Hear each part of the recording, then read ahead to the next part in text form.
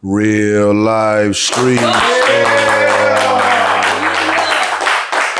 Shreveport legend in the building, man. You dig? 50, 150, What's ratchet. poppin'? What's good? What's up? 5150, beefing with 50. Stop. Bang. Say, man. Hey, man. Yo. What's poppin'? Man, you know, so crazy, bro. I was actually in Shreveport for this whole festivity shit, man. And Okay. you know, I seen it live and in person, man. And then, you know, I look online, man, and I see my boy Hurricane going in, kind of saying some of the things that some of the native people were saying, but may not have actually brought it to the internet. Right. So for those who don't understand, for those who didn't see what happened, the rant that went viral, can you reiterate just for those people your point on the Shreveport 50 Cent coming to take over Shreveport? All right, so like let's just focus on what we do here in the South. Yeah. Hospitality, Southern hospitality has always been a thing in the South, right? That's a fact. You went viral last interview for saying that knowledge you dropped on him, by the way. Right, okay, Yeah. appreciate it. So look, we always been big on Southern hospitality, right? Right. So that's like when you come to somebody's house, you speak, you know what I'm saying? You make yourself known and then you introduce yourself to the people that live in that house. From big to small. You even get to meet the dog. And that's just something that my grandparents taught me, you know, and it's just something I always believed in. Not, you know, forcing nobody to do nothing, but it's just something we always did in the South, bro. And we always showed manners. We were always welcoming people and accepting to company. My grandma opened the door and feed the whole neighborhood. That's how we always been. That's how I am still to this day. So, you know, I'm big on Southern hospitality. And when you come to Shreveport and you bring business, of course, everybody is happy. I'm happy. We want business in Shreveport. You're the biggest investor that Shreveport has seen. So, of course, I'm ecstatic about that. If I could do anything to help, I'm with it. But when you say it's no more ratchet, that's a problem. Ratchet is a culture. Ratchet is something that Shreveport started, and it allowed us to go out into the world and show that we made a mark on the world. Can you briefly give people that don't understand what ratchet means to the world? Just give them a quick history lesson. In 1999, Anthony M&RDER started the word ratchet. As I was a kid, I was looking out of the screen door and I heard people saying it, and it just stuck in my head. And next thing you know, they had a song called Ratchet. Next thing you know, this was the biggest, most heard thing from our city. So we took pride in it. Boosie got on the song. It got even bigger. And after M&RDER he went to jail. He didn't even get to see his baby blossom and develop into what it became because he went to jail and they gave him a life sentence. He gave the life sentence back and he just came home. When he went to jail, I felt it was my duty to hold a torch for Ratchet City. When I got a deal, they signed me and they signed the entire Ratchet City movement. So it's always been something that we've been proud of. You know, like just try to learn our culture is what I would like you to do. I would like for you to try to pay attention to our culture, you know, because I got over 100 calls and texts and DMs of people from my community that was very aggravated with the fact that he kept saying no more Ratchet City. And we would like you to be a part of this community. So I'm trying to let you know, I actually reach out and DM'd and reach out and try my best to reach out like, hey, we may need to have a conversation.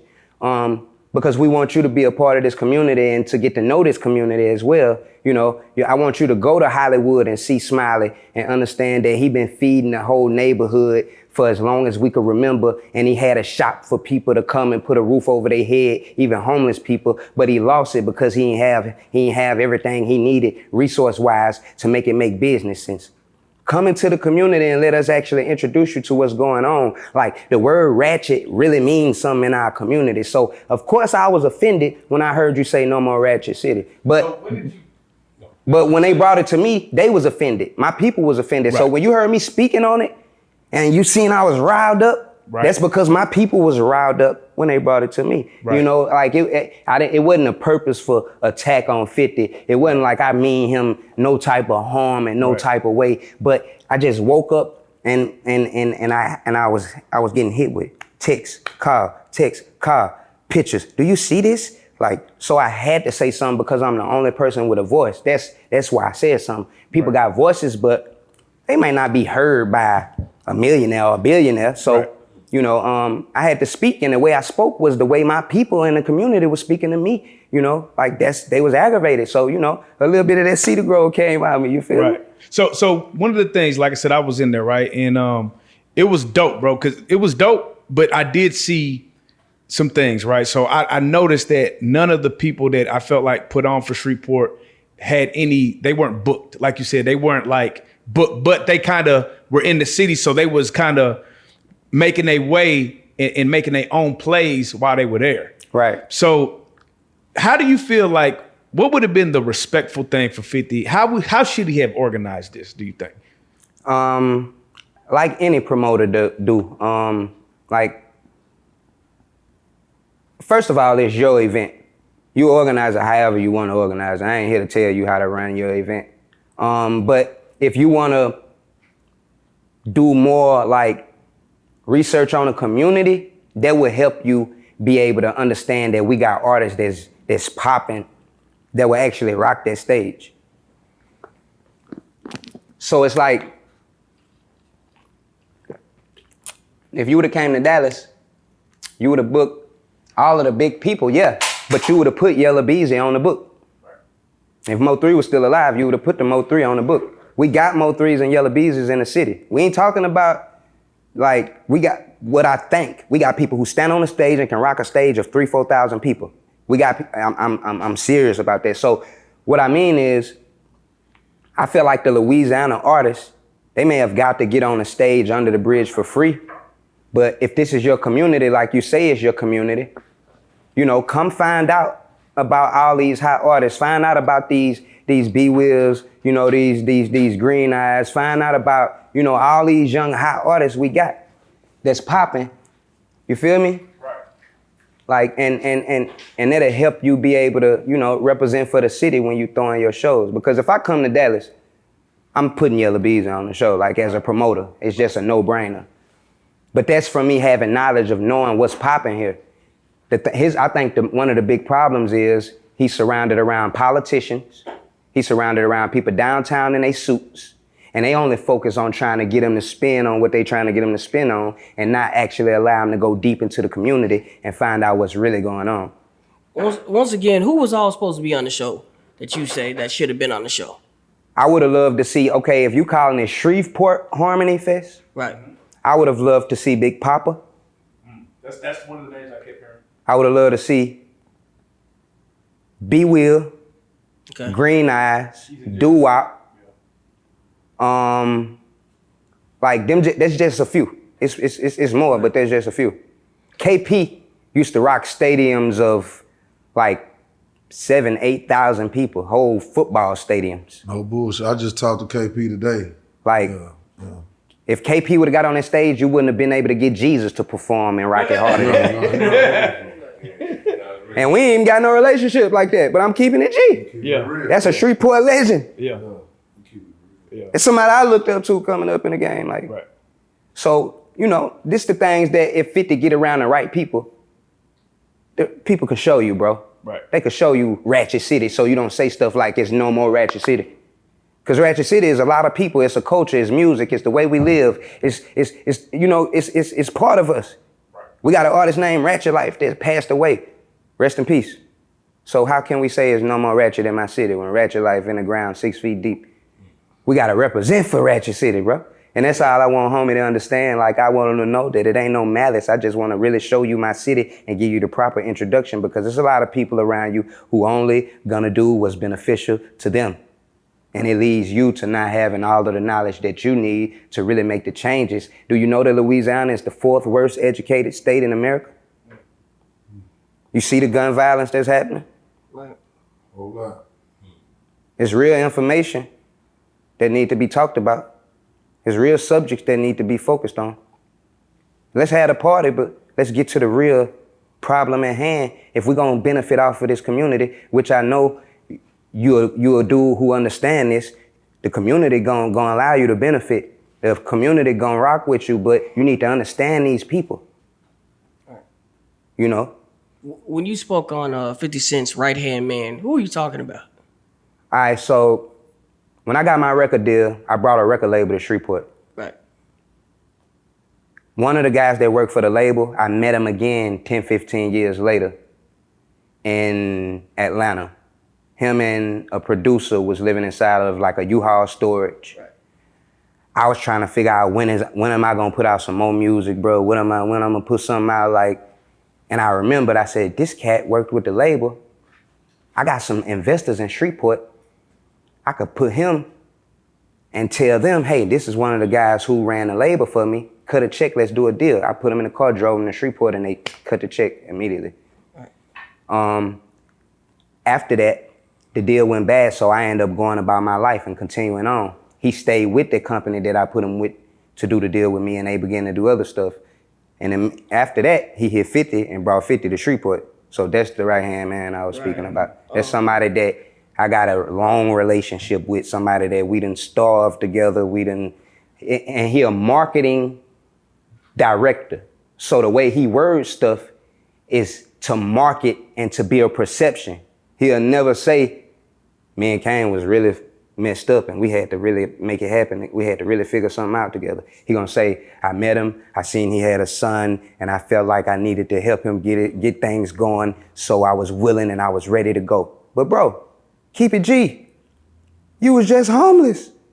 And I was trying to figure out my situation musically. You know, forget all the marketing and the fancy talk. We talked 2 days ago and I said, bro, forget all that marketing talk. When I saw you, I saw my partner is starving.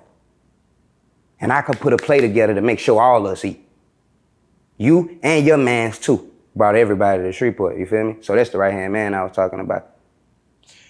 Now, this the crazy part. Like, you put this video out, right? And then it immediately goes viral. What was in your brain when you seen that happen?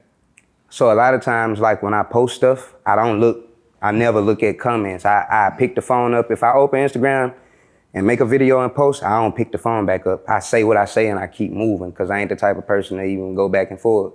But I start getting a million, kabillion phone calls, like from every direction, that I start seeing people going live on the internet, and it's like it just became a big thing. So one thing about it is, the way the message came out was like I was, you know, a mean person, and I ain't want the message to come out like that. After I looked at it, I'm like, man, nah, I ain't no mean person, bro. I ain't no mean person. So, you know, I saw that and I was like, damn, that's crazy. I just really woke up and spoke my mind. My spirit moved me, you know what I'm saying? It wasn't nothing I could do but speak how I felt. You know how sometimes, bro, your spirit just move you and you gonna let it go, you know? And so, you know, that's really what it was, you feel me? Do you feel like you could have went about it like a different way, just like trying to get in touch with 50 Cent before doing it that way?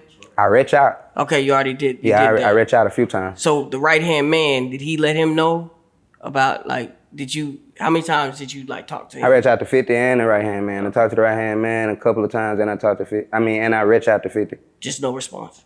Talk to the right-hand man, reach out to 50, no response. 1,000 times I reach out to him. Like, so I was trying to inform him. I wasn't reaching out to press nobody or nothing like that. I'm reaching out saying, welcome to the city.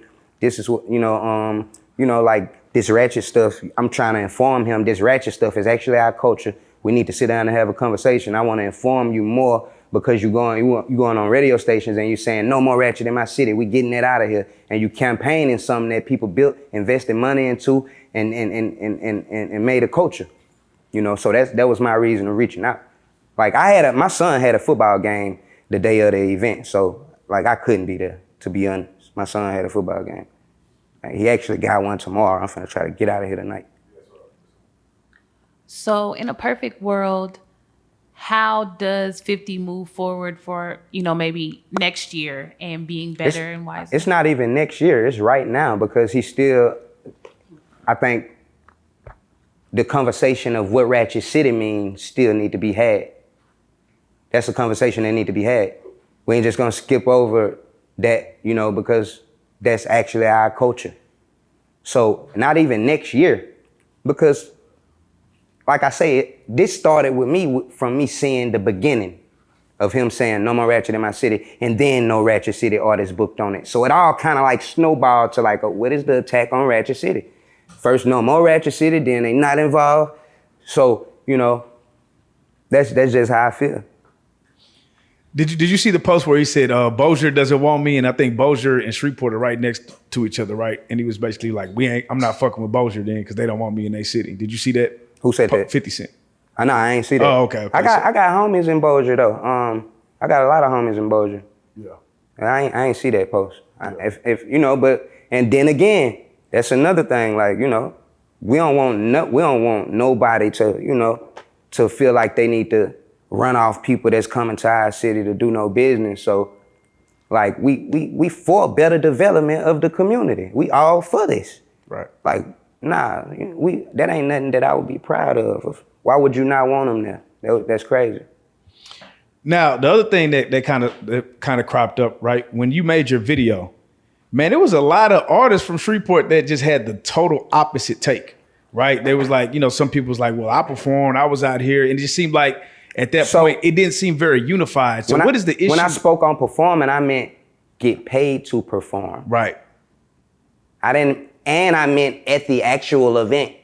All of the local artists had to perform under a bridge with the radio station after the event was over. Yeah, I was there. I seen it. Yeah. That's what I mean. Right. So if somebody's saying I got to perform, then they don't understand what I was fighting for. I was fighting for you to get a check for what you do. I was fighting for you to get paid for what you do. I was fighting because I know you work hard on your craft and you deserve it. Hey, so now that we're on that subject, man, talk to them about, like, I know you've been in the industry, man. You done seen some things. Just yet. Hold on. So I feel what you're saying, but do you see the other side where, you know, one guy was like, hey man, we've never had a crowd under the bridge that big. So it was free exposure. What is your thought process on the artist performing for exposure? Is that a good or bad look? That's good. That's a good thing. You should have performed for free and got that exposure. And what I'm fighting for is to let people know that, hey, them people that you got performing free, them stars around here. You should have cut them a check because they rock crowds harder than anybody that you can go get from out of town. That's all I'm trying to let them know is our city really hold value. These ain't under the bridge for free dudes. These dudes could rock the same stage you just had these big people on. Put one or two of them on there. If this is your community that you want to be a part of, then show that community to the people who come from out of town. This is my community. Bunch of people come from out of town. I have to make sure that Real Life Street Stars is seen. Because why? I'm saying I'm a part of the Dallas community. So I won't just bring Vlad TV here and not show him Real Life Street Stars. That's real talk. Because I just came to Dallas and said, what? I'm down with Dallas. It's my city. So when I bring Vlad and I bring No Jumper and all them to do this big convention here, I want to involve Real Life Street Stars, Dallas Global. Yeah. You feel me? But that's just real etiquette. And I see what you, so it's almost like you're saying, you was really just fighting for the city and niggas took it the wrong way. Right. So why do you feel like the response was so, it's like people took that opportunity to take a shot at you? You know, a lot of us had a slave mentality, which is don't say nothing to the master or we gonna get a whooping. A lot of people still got that slave mentality. A lot of people don't have the voice to speak up. A lot of people thinking the same thing, and at the same time, they aggravated at who do he think he is? He's saying exactly what I wanted to say. A lot of people, some people feel like they wanted to say it and couldn't say it. Some people feel like shut up before you get us in trouble and the master get mad at us. So, you know, it's different feelings, but at the end of the day, I'm fighting for the people in my community to be looked at as what I know they are. You coming from out of town, I'm gonna let you know who they is. You ain't just gonna throw them under a bridge, you feel me? Right. But if we could build dialect, and it ain't gotta be through me. You could get with anybody in the city, and they'll show you what's lit. Right. I don't have to be the one to show you. It's plenty, but I challenge you to really get out into the community and see that it's people that's really influential. You feel me? Right. Now I will say some positives was we was out there like 4 days. no violence. Like there was some good things that did come out of the what would you say was the best thing that came out of all of this? That no violence, no violence, no violence, no violence. That's the biggest thing in Louisiana when you're having an event is making sure it's safe. So like I'm not mad that you spent the money on the safety, you know, and it may have been taken like that, but what I was saying was everything went to one side and none of it went to none of the local artists that built this city up to what it is and held it to where it is today, to where it can even still be a music scene that even exists. You feel me? Yeah. So, you know, now that you going back and forth with 50 Cent, man, what is your strategy when you going up with a nigga that's a master troll? He's a master troll. Bro, pull up the picture this fool posted of me, bro. With him got me like the little midget from Lil Man, and he walking with me like I'm his son, bro. I fell out laughing, bro. I damn near died.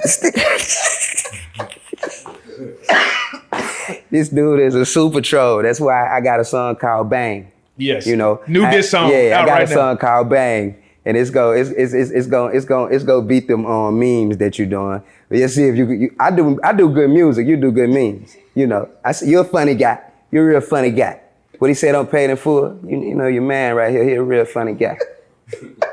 Hey, I gotta ask, cause bro, I don't know what it is. It's like you go viral like every 6 months now. It's crazy. It's right? crazy, bro. What is it? Like I don't know, bro. If it ain't one you thing. You figured out the formula? I don't know what it is, bro. If it ain't one thing, it's another one. They just won't let me rest. Say, man, so I'm gonna take it back to the community, man. You know, I'm from the Cooper Road. So we grew up with candy houses, cool cup houses. We had Mr. P's, the hamburger. Take us through City Grove, man. How you grew up? I grew up, I was born on the east, on 73rd.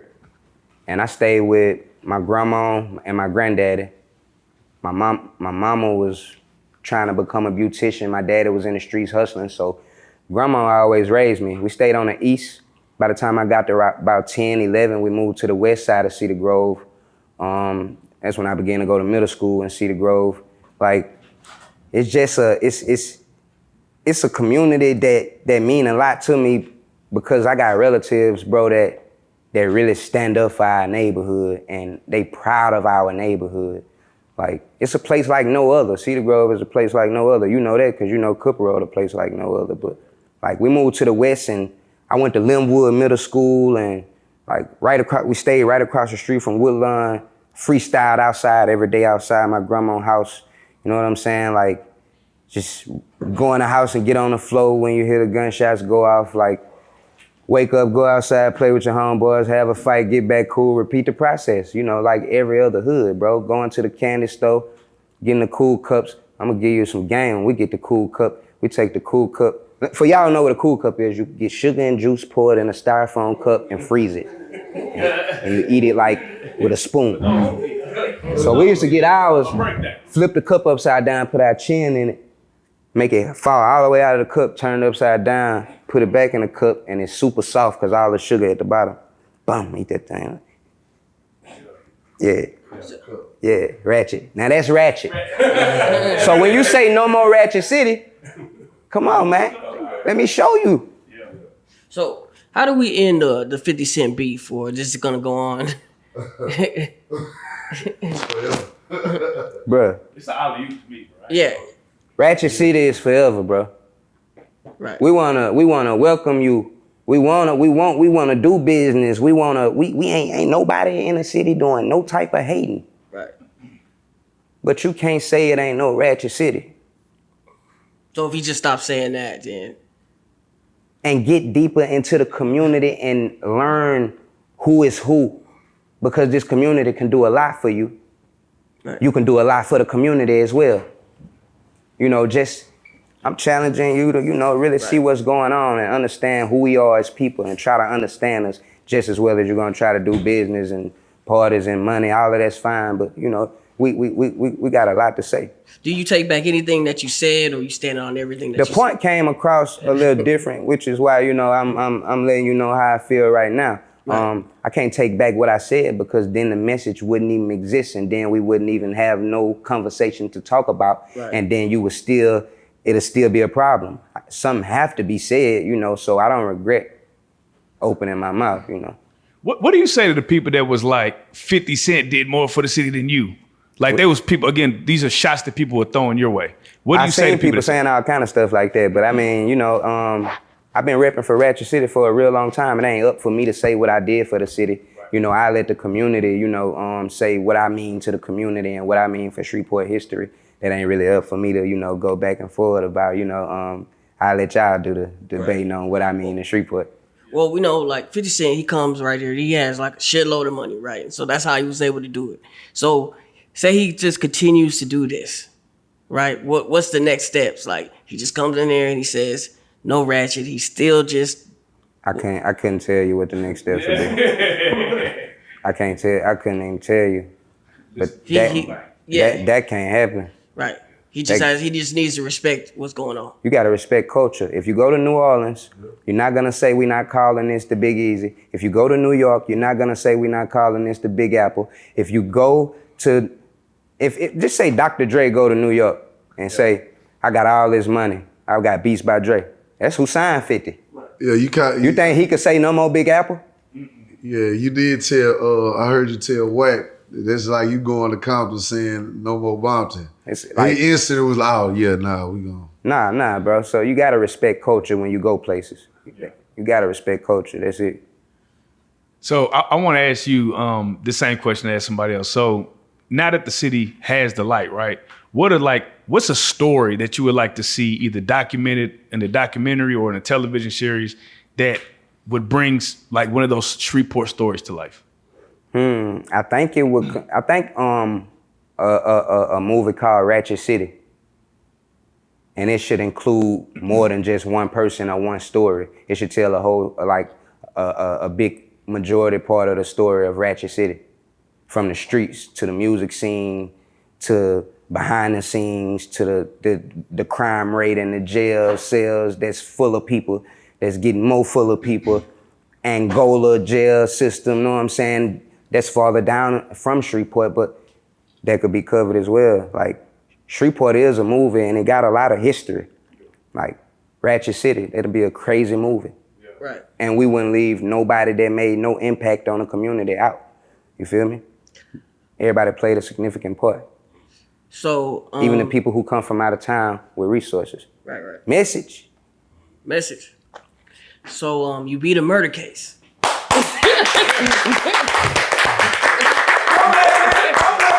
Hey! Look. Okay, so You dig? you know, a lot of people don't get to do that. You know, a lot of people just get locked up and get life. I was trying to see if you could kind of, since it's all over, can you kind of walk us through that? Bro, this was the worst part of my life ever. Like, it's the lowest part of my life I ever been through, period. Like, some days I ain't want to get out the bed, you feel me? Like, this was stressful.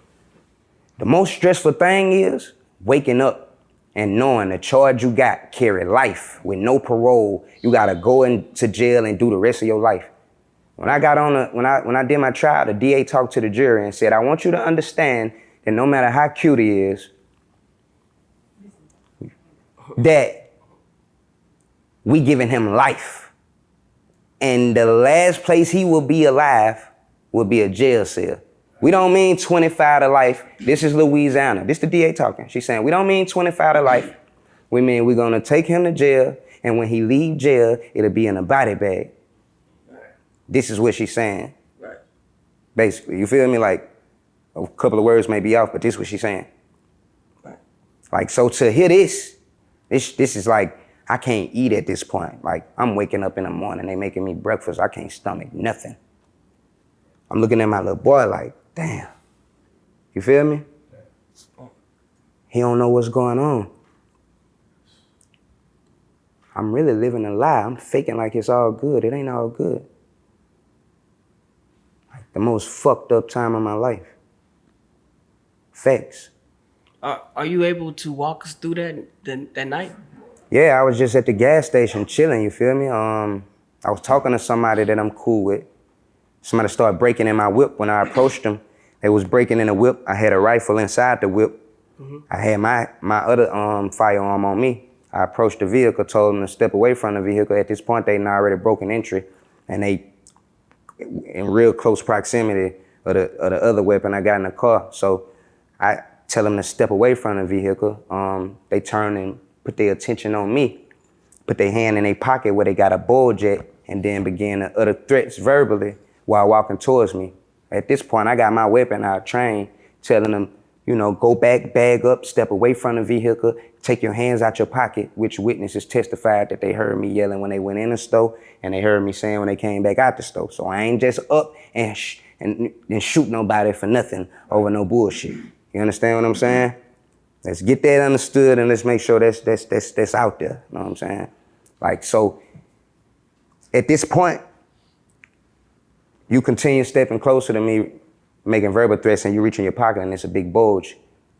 And I asked you to take your hand out of your pocket, and then he went super deep into his pocket and tried to take whatever it was out. He struggled to get it out. You know what I'm saying? So at this point, that's when I'm looking at what's going on, and my life is in danger. I'm in total fear for my life, you know? So I had to do what I had to do with the firearm that I had on me. I stayed on the scene. I went in there and told the clerk, dial 911. Clerk dialed 911. I came back outside. You'll see on the video, I post up on my car right next to the person that's laying on the ground. And I'm posted up on my car like this, waiting on the police to pull up. After a while, I'm like, they ain't pulling up. A lot of people started coming, walking up to him and trying to render aid. At this point, I moved my vehicle from being close right here where I'm at in case any family or anything pull up and want to instantly retaliate because this they people.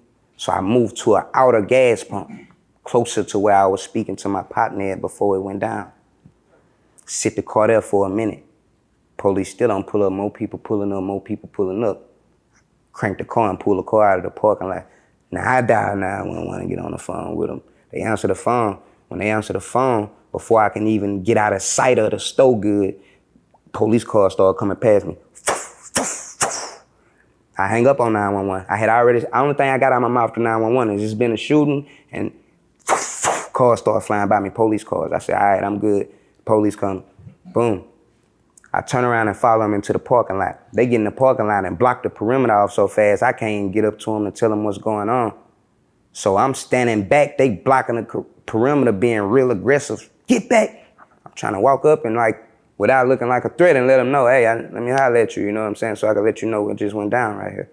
I ain't finna run from it or nothing. I'm gonna face it like a man, you know what I'm saying? Like, this somebody's son, this somebody, you know what I'm saying? I want you to know what happened. So I holler at the officer and he tell me, get back. I'm like, yo, let me holler at you. I'm trying to let you know I'm involved in this situation. Throw my hands up. All my weapons in the car right there. I'm unarmed right now. They searched me, put me in the back of the police car.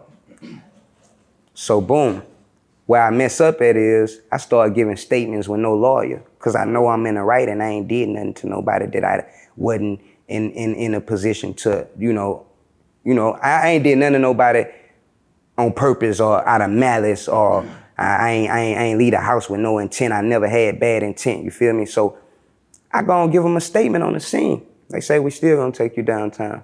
I give them another statement, tell them what happened again, the same story. By this time, it's 3 a.m. They say the statements don't match. It's gonna be some type, come on, man, I gave you this statement at probably 11, 12 to 1, and this statement at 3 a.m. And in the last statement, I'm falling asleep, you could hear it. So they used the fact that the statements had a little inconsistency in them and said, we charging you with murder right now, put your hands behind your back.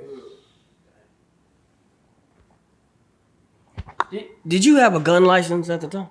I had a concealed license ever since I was 21. Right.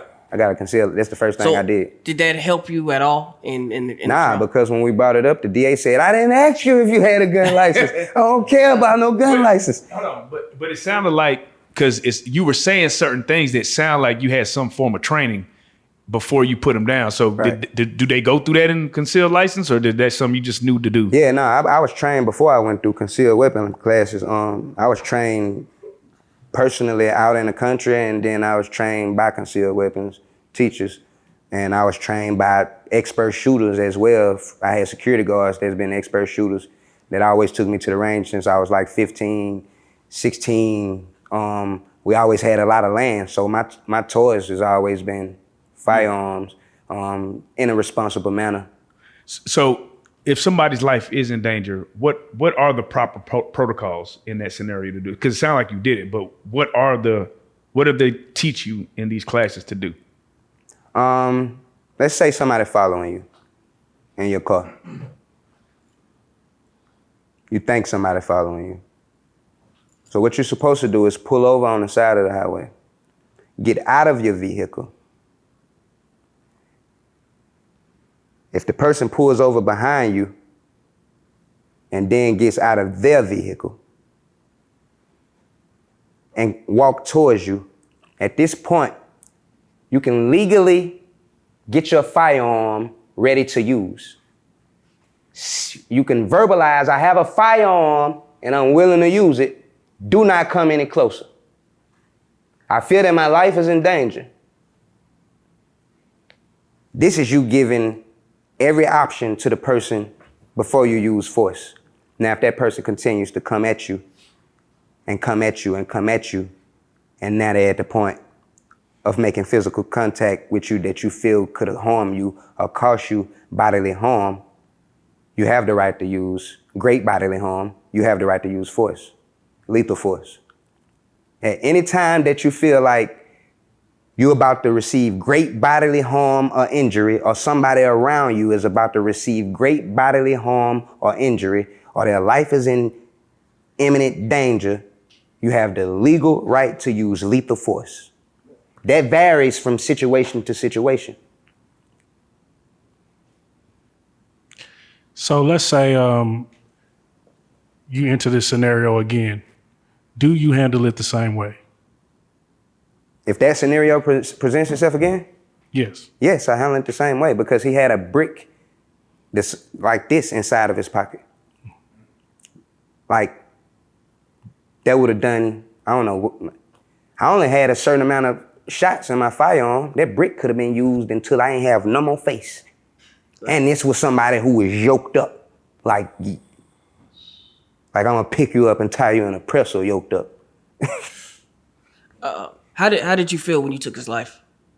The feelings that I felt, the most overwhelming feeling that I felt was fear for my life.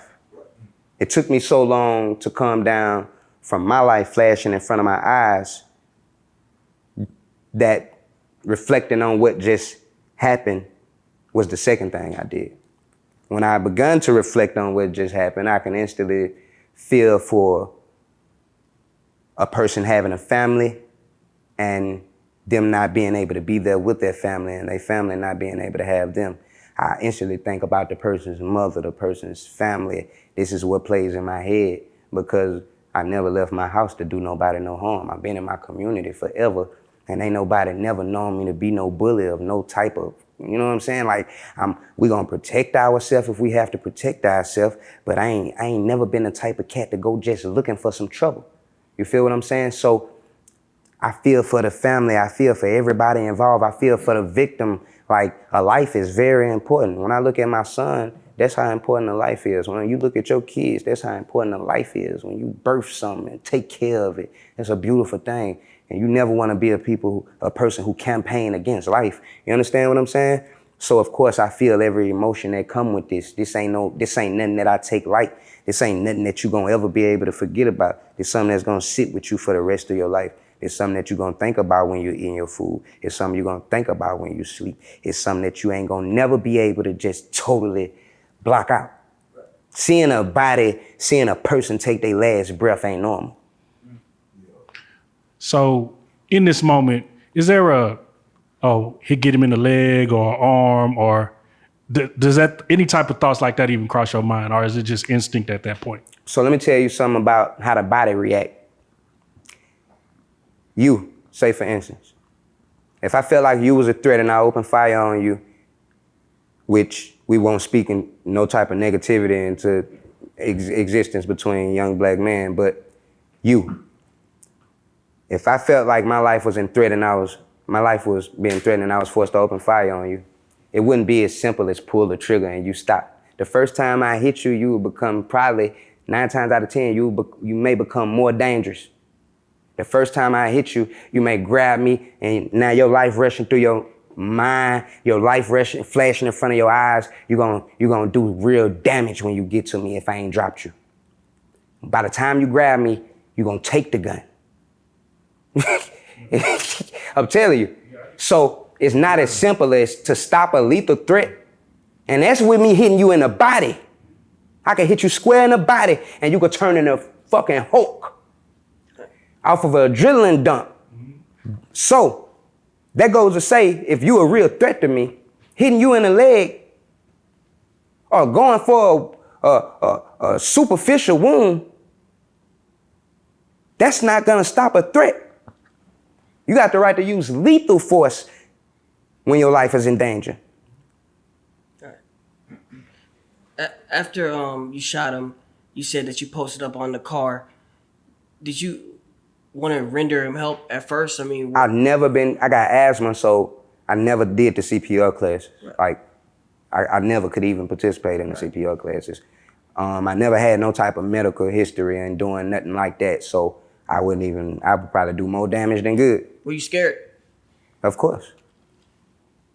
Hey, you got a lot of super tough, wannabe, macho cats who gonna say, scared of what?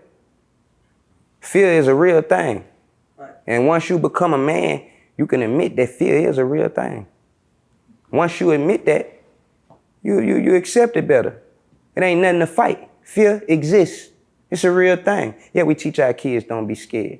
We try to tell ourselves to be as courageous as we can be. But fear exists. And I don't know who you are if you say it don't. Maybe you don't have a heart, a spine, a soul, or you don't love nothing. You know what I'm saying? But when you love life, fears exist. You scared to lose the people you love. You scared to be by yourself and all your people gone. You scared for you not being here for your kids. You are very afraid of what's gonna happen if you ain't here and your kid here fatherless. You very afraid of that. Don't even much sit here and fucking lie like you not, excuse my language. You know, but this just, this real talk, bro. You know when it's real, I kind of get a little. Nah, for real. So what advice would you give to anybody going through that same scenario that you just went through? Pray to God. You gotta pray to God because we got a legal system that's out to lock up young black men like never before. We got a legal system that's trying to put all of our young nephews and young brothers and kids in a jail cell and make money off of it. They profiting off jail. We gotta wake up. Anybody in that same scenario, I would pray that you can think. I would pray that you can be cautious and only use force when force is necessary. A gun ain't nothing for you to pick up and go try to solve your problems. This should be your last resort. This should be your last option. Forget what you hear your homeboys telling you, let's go slide and go kill them niggas and all that shit. Let's be for real. Just look at a baby when it's born and think about the fact that one day he got to go out into this world with real killers. So anybody in that situation, man, think before you get into these type of situations. Try your best to resolve the situation. But if your life in danger and you gotta use force, pray to God and know that you're gonna be all right. Cause I ain't had no help but God and them lawyers. I spun a stupid bag on lawyers and the only thing that was there with me was them lawyers and God. You understand what I'm saying? Like praying, my family being there with me, trying to smile when they know I ain't got a smile left in me. Yeah. Man, there was a clip that just went viral with Dr. Umar, right? And he was talking about hip hop, right? And he was basically saying that hip hop has been around for 50 years, haven't built any institutions. The hip hop genre in general has created more kids that want to be gangsters and prostitutes and stuff. Like, what is your take on hip hop and its effects on society in general? I heard Dr. Umar attack a lot of stuff. And the first thing I thought when I seen him speak was, wow, you dump a lot of information very fast. A person that dumped too much information on me at one time lead me to think that it's been pre-scripted. Lead me to think that it's been put together with a motive. I like to see a person's conversation flow naturally at this pace right here because you can see I'm actually thinking of what I'm finna say. If I say 99% of the people in America don't have this and they walking around and they doing this and we got 80 people over there in Africa, you studied all of this, bro. And you bringing it to the light to ride with your cause. Right. You bringing it to the light to help solidify whatever it is you're trying to prove. I take that from what I see. I ain't got into his logic enough to know whether I'm right or wrong, but I would be willing to listen to some of his logic to see where he coming from. But hip hop, you don't ever disrespect hip hop and say it birthed some filth and that's it. Because hip hop is a beautiful thing. Everything going, like, come on, bro. So you mean to tell me people on drugs because hip hop? You heard a song and you may have some people that's influenced by what they hear, but come on, hip hop didn't. When in there, come on, baby, power up with me. I just popped me an ecstasy. Niggas popping ecstasy. But peep game, is that the music or is that your natural want to try drugs? Wait, so you mean to tell me the music ain't gonna just keep playing? You be like, I'm gonna try it, come on. You kind of already wanted to try it, bro. But niggas was listening to DJ Screw trying to sip lean, bro. That was kind of the thing. It was like, bro, you heard that Screw tape on lean, though? Like, it's kind of... I don't think Screw made people sip lean, bro. I think, because I never seen nobody say, damn, listen, man, look at them boys, they sipping drink. I got to taste that. I got to try that. Most people that don't sip gonna be like, I don't sip. Or either they sip. It's just we have a lot, people like to indulge in drugs. Before music, people been getting high. Way before rap. I don't know. Boy, people been getting high. Listen. I come out the era where we was saying no to drugs, fam. What era was that? Now listen. See what I'm saying? When? What year was this? Yeah. I ain't never seen this. I wasn't alive. No, It's been drugs since I've been alive. It's a fact. Am I lying? I never seen no it. to drugs, fam. We had to smoke in the burn all that. Listen, let me get to my point. I was in elementary. Soon as Snoop Dogg, Dr. Dre come out with the Chronic. Yeah. I'm in a neighborhood full of street. I mean, it influenced. You know what made you want to smoke weed? What? The smell of that shit. No, bro. The look of that shit. No, fam. No, we was real shit. It's just like. All right, okay, hold on, let me say this. You got to think about it. Okay, when you young, when you a teenager, you influenced by the music, bro. Hold on. I wasn't, bro. We can say that. We can say that. But you. We can say that, but we influenced by the music, bro. So this is what I always felt. I always felt like if I did drugs as a youngster, I was gonna let my parents down because I never seen my daddy smoke no weed or do no drugs. And if you walked up smoking in front of me, he'll get on you. So how old was you when you smoked? How old was you when you smoked? Tell the truth. When I first started smoking, I had to be probably between like 15, 16. That's young though, bro. But I was riding in a car every day with 3 feet in them and they was getting loaded. One day, but look, I never wanted to hit it. You know what made me want to hit it? One day they said, which rap song made y'all niggas want some pussy? Exactly. Which rap song made y'all niggas want some pussy?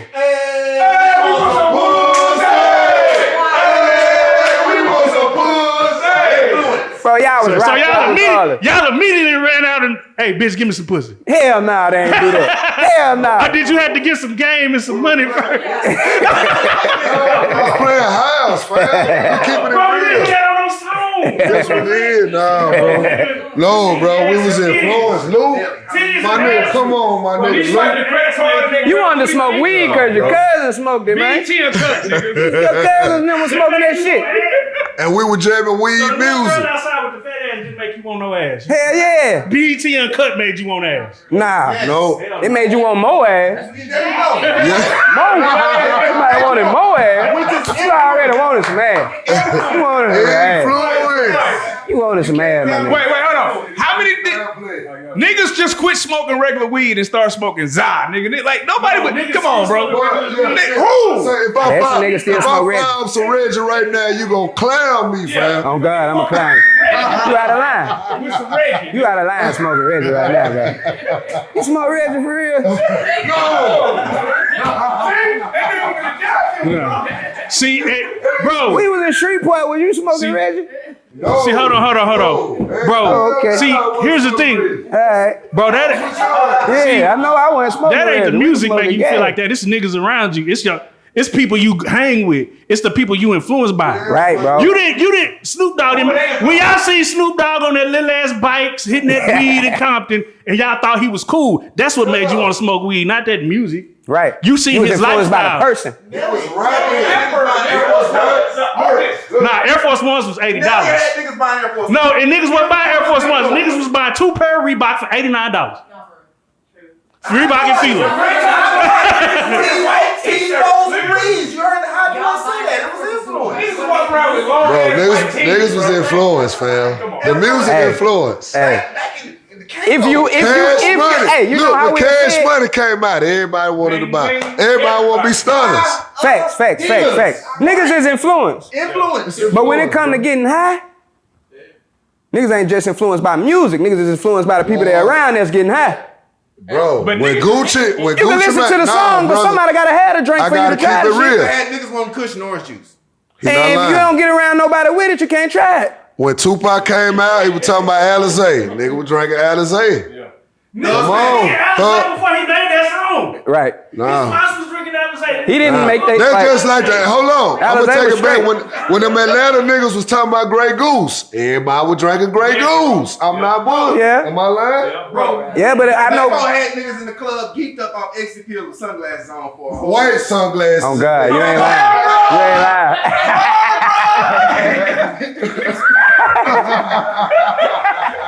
Come on. Say, man, that's the craziest dude on earth, Fabo. Boy, Yeah. $2. On earth. And you guess what? Guess what made him try drink for the first time? Getting around me. Yeah. He had been in the rap game his whole life. We was in Japan. I'm That's the a only wild one place with to start activists. drinking. I got activists. You influenced them. You I did. It wasn't my music. I didn't sing a song to him about sip this drink, sip this drink. I bet you would jam of the drink song. Nah, I pulled it up and he said, "What is that? I wanted some of that. Yeah. What is that purple stuff?" Yeah.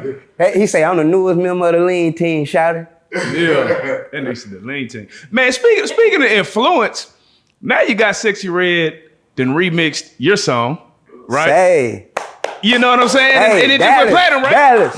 Dallas birthed me with that. Dallas gave me that. Yeah. Shout out Superstar. Shout out to Duro, Rose. Superstar J. Yep. Shout out to all them boys. You know, we was young and we used to ain't see eye to eye, but man, I love all them boys. I love what they do for the culture. Superstar J, Duro, everybody that was involved, playing skills, Yep. man. You know them boys. They without them, that record wouldn't be. And now I was Halle able Berry. say I just gave Sexxy Red the biggest single of her career. How did that come about? Did they hit you up for that? I got a DM from Sexxy Red one day and she said, "Hey friend, I'm trying to remix your song. Can you She showed homage. can you get this? Can I get this cleared?" I say, "I'm finna call the CEO." I call him. I say, "Boom, boom, boom, boom, boom, boom, boom." He say, "Boom, boom, boom, boom, boom, boom, boom." Hung the phone up. He was back on the phone in 2-3 days. Like, all right, everything good. It's clear. I'm getting the paperwork done. He said it was one little mistake, but I'm fixing that and they good. She took right off with it, bro. And I was like, yeah. Now she could have put me in the video. Right. Don't Why man do you about think- that. Fabo and Yeah, Yeah, she put all them in the video. That's what I don't understand. That's what I don't get. But hey, I'm glad I could give you something to do good for your career and that you could turn up with. Like, I love Sexxy Red, so you ain't finna get me to, slam the at all. Oh no. I just thought that was dope that first the A Bay goes reviral, then boom, they come back. It's like niggas is starting to get their flowers through younger artists. Right. So right, I was right. just like, that's dope that they're coming back and reaching out. So I just, I was like, that's kind of fly that bro. she did that. It's like I'm a staple in hip hop, bro. No matter how much time go by, they gonna dig up my records. They gonna find something new to do with them. I'm gonna put out new music as well. But if I decide to not put out no new music, it's like I'm still implanted into this thing you call hip hop. Ratchet City forever, baby. You did. Yeah. So Hurricane, because you've been places that we ain't been. You done seen some things. So in Shreveport, you got half of the people say he got a point. Half of the people say he shouldn't have did that. Talk to people about, from being a fan's perspective, because a lot of people are just fans. Right. And they throw it off, they just don't, but you've been in the big business part of it. All right, so break that right. down. So let's try to look at it like this.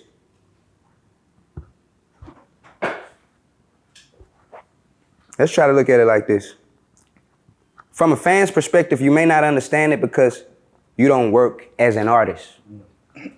So your response is, jobs are being given. But that's cool. That's for you as a job worker. Artists work as well. So coming from a fan's perspective, you may not understand it because you're not thinking to fight for artists to be put on big stages, to fight for local artists. You just thinking, I'm going to the club, it's gonna be lit, I'm finna have fun, I wanna see the biggest stars who popping, or I wanna see who I like. You might like local acts too, but you ain't thinking that it's a problem when certain people in a community are offended by certain things that's said and done. A fan ain't gonna understand it because they job ain't to fight for artists, bro. I'm an artist, so I fight for other artists. You're not gonna understand this from the outside looking in.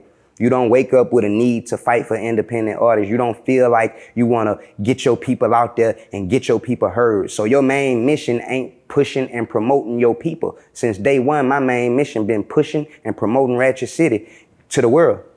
My first album, what the name of it was, 5150 what? Ratchet. Ratchet. Shout out to M&RDER. So you may not understand it. You wasn't around when this was created. The word ratchet. You wasn't around to see what it meant for the culture. You wasn't around to see how many careers it birthed, how many families it took care of. You know how many families I fed? You know how many people was on the road with me when I signed my deal? Do you know that the record label that I signed to was about to shut down before we did my project because he didn't have a hip hop artist? Brian Leach, a very intelligent guy, but he had a deal for a long time but didn't have a hip hop artist. When I came, all the staff members said, you just saved our job. This company probably was about to be shut down and defunded if he didn't find a big act. So Ratchet and Ratchet City took care of a lot of people. 20 and 30 people inside of buildings at one time that's taking care of their families. 10, 15 people that's moving on the road. 100 people inside of a venue getting paid for setting up. Families been fed off what we created. So understand what this passion is. And my only thing is to make sure that you understand our culture. That's it. We welcome you to our city when you come to our city. We welcome everybody to the city. We welcoming people. As long as you're a welcoming person and you ain't coming for, bad intentions. We welcoming people, you feel me? And that's all I got to say about it, you feel me? Like, I don't expect everybody to understand. When bosses fighting for bosses, other bosses understand.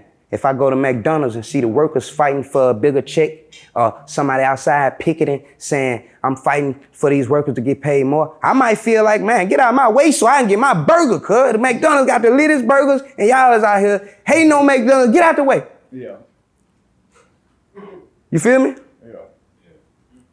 You got different people fighting for different causes. You got to understand what cause it is each person fight for.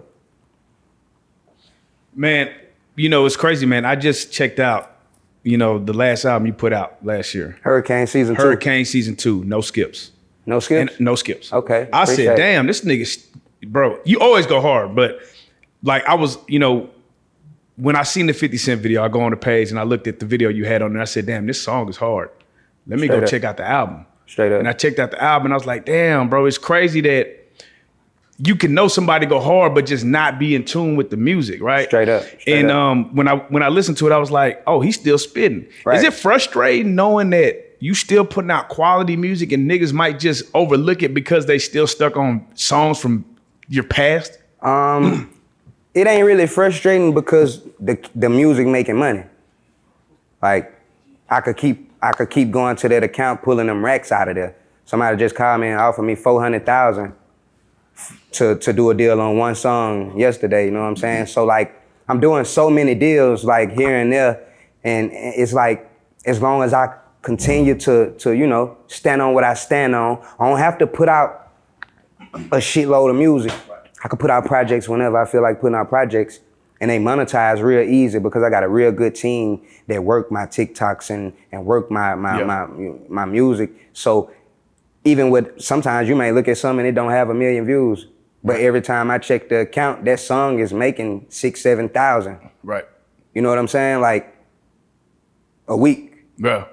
So you fully independent right now? I'm fully independent. I just got some people behind me that's making it look big. Would they you ever sign serious with this business. Like I'm independent. Like I'm all on my own dime, but I got some people behind me. Like if whatever I need, it's there. I just ain't tapped into all of my resources. Gotcha. They trying to spend $200K on a feature right now and stuff like that. But I'm like, I'm gonna pace myself. You know, we're gonna move how we move.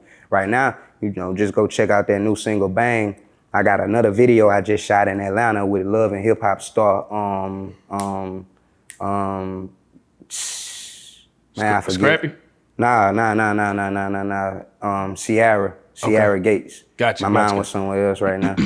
I heard that song. Yeah, that song's fire too. Yeah. So I've been doing stuff here and there. Just like I've been messing with the reality TV too, like doing some episodes here and there. So you'll be seeing some of that come out. I'm in acting school. Gotcha. Like, so my bag come from so many different lanes. I don't just be tripping off if one song not doing millions and millions and millions and millions. Like, I understand how to make this shit make sense. All right. Man, you didn't sit down on this couch, man. It seems like you get more intelligent, you know, every time you come by, bro. And after, you know, beating the murder charge, it seems like you even more, I don't want to say humble, but just more aware. Right, That's what I say. Right. So I just want to bring up this, and I wanted to know if this could get better. This is the Bebe situation. Just thinking about it and going through all that stuff. Are you still feel the same way? No, I left this situation alone. Right. So this the thing. This what happened with the Bebe. I saw the Bebe. I seen the music. His mama and him reach out to me. I forgot how we got in contact, but some kind of way, me, him, and his mama got in contact. And his mama was interested in doing business. I was like, I put up 100,000, you know. She said that the contract that other people had did was invalid because she had legal rights, and she had like with him having a mental problem, she got to sign off. So the deal that somebody had did on him, a couple of deals, she was saying that they was invalid. So me as a label and a business person, I'm looking at it like, okay, well, if you're saying that, then I fund the project and I do it. So I signed him. His mama signed, which she said other people didn't allow to happen, which is what made their contracts for it. After I signed him, I got my people to put him in a smaller house, rent house, something not too expensive or nothing like that, just a regular little house. It was in the hood and everything, but he was homeless, living in hotels and walking down the street. So my thing was to try to get him some shelter. We quickly found a rent house, tried to do what we could do to it and put him in it. When we put him inside of it, he started busting the windows out when he started having fits. So I got to send my mama and my auntie, who in their 40s and who in their 50s, out of the house at it late, God knows what time, to go see what's going on, because he busting the windows out the house having a fit. Now they got to drive him to the hospital. They got to give him a shot. Now they got to test him and see that he got drugs in his system. So it became just a repeating process. I thought the first time that it happened that it'd be solved after that, but it was a continued process. They continued to have to pick him up from spazzing out, take him to the doctor, drop him off, he walk off, continue process. It got to the point where it was like, this is somebody with a way bigger problem. There's no way I can try to make money off of this situation when he clearly is going through a crisis situation, like he really need help. This ain't nothing I ever be able to make money off of, so I just left it alone. And it's not nothing that I would feel comfortable making money off of. If I was a snake, I own the rights to the record. I could have took the record, put Boosie or somebody on it and just. Right. But I'm like, this kid is going through way more that. He going through a lot in life. It ain't no sense in me. I don't even feel right trying to make no money off this at this point. Right. So Big Fella's Dell was like, that was his artist and y'all are cousins. They said that there was, I just told you the story. That's what I was talking about. Yeah. That they told me that the contracts weren't signed properly, Gotcha. and they wanted to enter business with me. You know, and I'm a separate company. I have I got my own company. Right. You know. So that was you 5150. just trying to put on for the city, basically. I mean, it was me just doing business. Gotcha. If you as an artist tell me you're not signed and you want to do business, and I feel like some leeway can be made, then as a label, I'm gonna sign you. If you go to Universal and they find out that the deal you did with Def Jam is not valid, they're gonna sign you. Right. It's a label. That's their job. Right. But it seemed like, man, he accumulated a buzz and it just kind of went away quick. Like, is that a social media thing? Did he fall back? Like, what made that happen? I mean, the buzz went as long as it could go. It had to be taken to the next level. Once something go local and start taking off in your region, you got to be able to put the bag behind it to go ahead and shop it nationwide, to shop it, you know what I'm saying, to make it go. Like, it was only big in a small region. So it's easy for your record to die if you never get that funding behind it to take it to the next level. A-Bay could have died if the label didn't come sign me and go ahead and take it to the next level. It would have just been a classic in Shreveport. How long, let me see. How long do you think a song has before it has a shelf life? Like, you say you A-Bay, how long was it popping? A year before it popped. So how long do you think it can go without having funding before it dies all the way out? A-Bay went a year without having funding.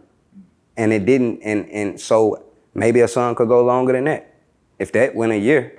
I mean, now you got the internet, you got TikTok. When something go viral, it's gonna become the new thing like it ain't never been. Just like Sexxy Red with a new song, like that's Halle Berry. But when something go viral, they gonna look at it like it's a brand new thing. Right. Like, you know this because from food and everything they do, everything they doing, from clothes, food, everything they marketing, they just repackaging the same stuff, reselling it, and then people taking it as a new product.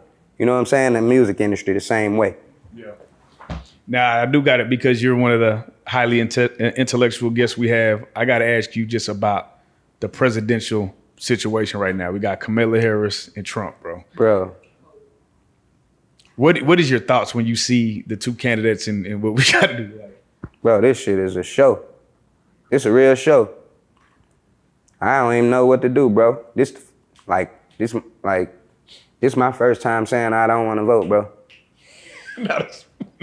No, he ain't lying, bro. It's like, It's my first time saying like I don't want to vote. Bro, it's crazy. Who you going for? Bro, I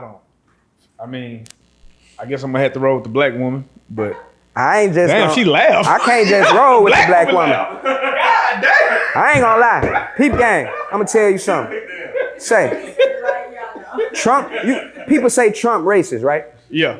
But how many people do you do business with that's racist? Every day.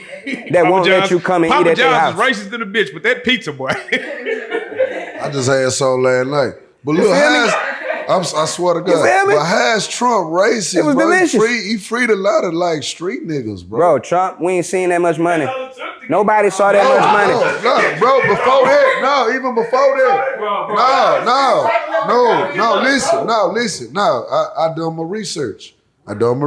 It's a lot of, y'all just going off of what people say now.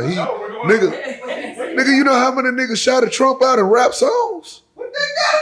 Niggas was just stopped fucking with Trump 4 years ago. Yeah. You niggas just stopped fucking with Trump. Y'all, Straight up. That nigga was at the BET Awards. He on Real red talk. carpet with Snoop Dogg. Yeah. All these niggas. Now the money gone.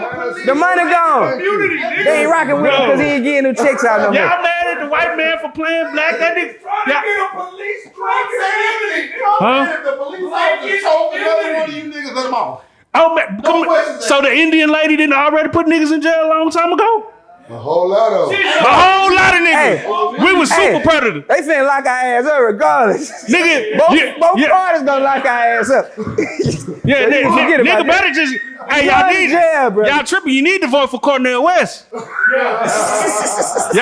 y'all playing Cornel West? I'm on for these nuts. This nigga stupid. Wings of the same bird. Yeah. That's all straight up, bro. Real talk. So I feel you though, like this shit is, so what, like when you look at it, what's the pros and cons on both sides that you're looking at? I'm just curious. I look at it like, all right, Kamala, African American. Right. She showed you that by, bringing out Meg. Right. She showed you that what she was trying to show you was. I don't think that was a good example. Look, peep game. Peep game. Twerking. Peep game. That was game.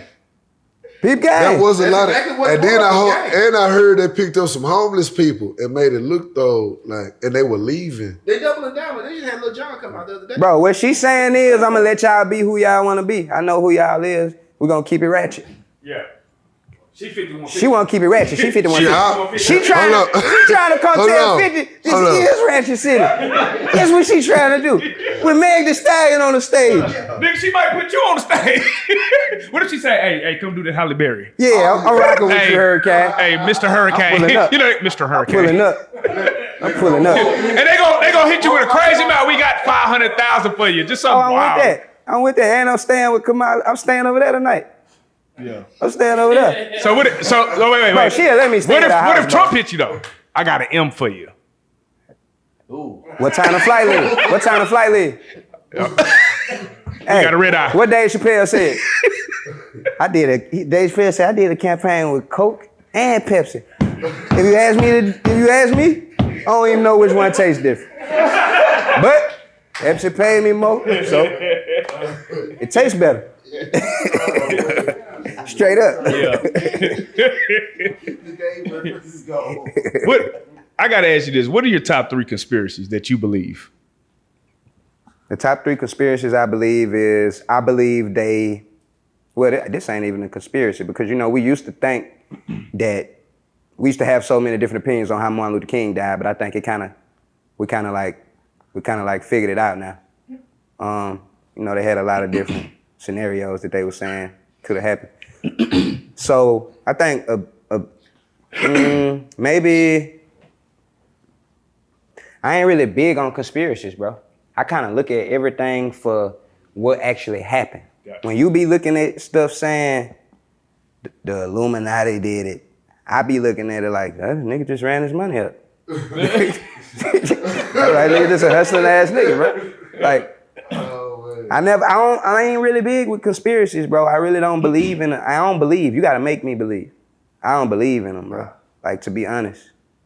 So what are 3 things, maybe not conspiracies, but a person might not be educated on that you feel like they should open their third eye or their eye up to? What you should open your third eye to is finances. The biggest conspiracy is that when you get money, you gotta look like you got money. When all of the people who dying rich, they don't look like they got money. That's a real big thing. Like, people feel like they gotta show you everything they got. They gotta wear it on their body. They gotta have it. I could take all this shit out. This shit don't mean me nothing. I'm Kane, you feel me? Like, I'm me, you dig? I'm gonna be me regardless. I don't need none of this shit. Go get a microphone, I'm gonna do damage to it. I got a gift. You understand what I'm saying? I got another gift to love my people, you know what I'm saying? And honor my people. So, you feel me? Like, that's me, bro. Hurricane, man, we appreciate you for coming down, man. Before we get out of here, y'all recently lost a DJ D-Red from Shreveport. DJ D-Red? Mm-hmm. Yeah, they found his body in the Red River, man. I ain't heard about it. When that happened? Yeah. It's like today type of news. Okay, I've been on an airplane all day, bro. Yeah, it's like right now. You talking about DJ motherfucking Red? Yeah, that's his tag? It's all it's on social media. Like I said, it's like right now information. So I gotta check it out. I ain't even looked into it. It probably be somebody I know, and the name just ain't ringing a bell right now. But I do know a DJ Red or Real, one of them. Like, but we wanted to, you know what I'm saying, in the interview. I got a DJ that passed away too. Shout out to DJ Starz. He died actually out here on the interstate. That's my longtime DJ. Died on the highway. 18-wheeler hit him. Rest in peace to him. Rest in peace. Any shout outs? Man, shout out to God. Shout out to Ratchet City. It's Ratchet City forever. Well, shout out to everybody, you know, I got love for everybody. Ain't no malice for nobody. I ain't got no ill will towards nobody. I want everybody to turn up and do their thing. It's love, peace, you know, and unleashing the beast. 5150, like that. Already, man. Hurricane Chris, man, 5150. Yeah. Ratchet, man. Hold up. Let the window down. Reload. Give me You that are a clip. real life street star. Give me another clip. Real life. If that shit ain't real life, It ain't real life. Just a real life street star.